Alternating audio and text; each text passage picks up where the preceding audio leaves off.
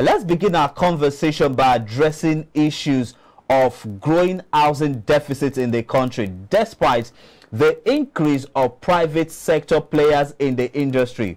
What will you say as a professional, an expert, and a stakeholder in this industry? What will you say is responsible for this? Now, Nigeria has an ever-growing population. Yemi Osinbajo noted that every year, the population of Nigeria increases by 50 million.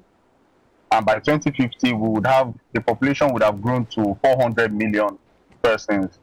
Now, with the geometrical growth of the population, it is seen that it's not going to be easy for us to manage the population. So there would always be deficit if the government does not step in and do the needful to help curtail the housing deficit in the country.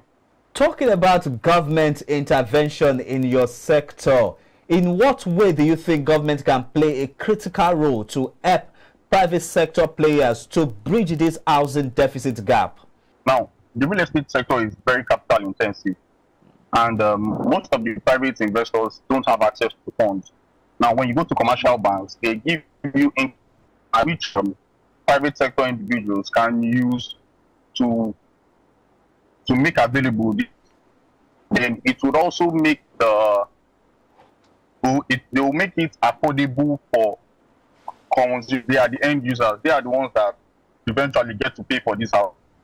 And when a private investor gets loan from a commercial bank, which is in the double digits, you would see that the price of the housing would actually increase more than what it's supposed to be, because they want to make profit and they also want to pay back which they collected from the government. Can step in, make available policy would enable private investors have access to funds and whatever resource they need.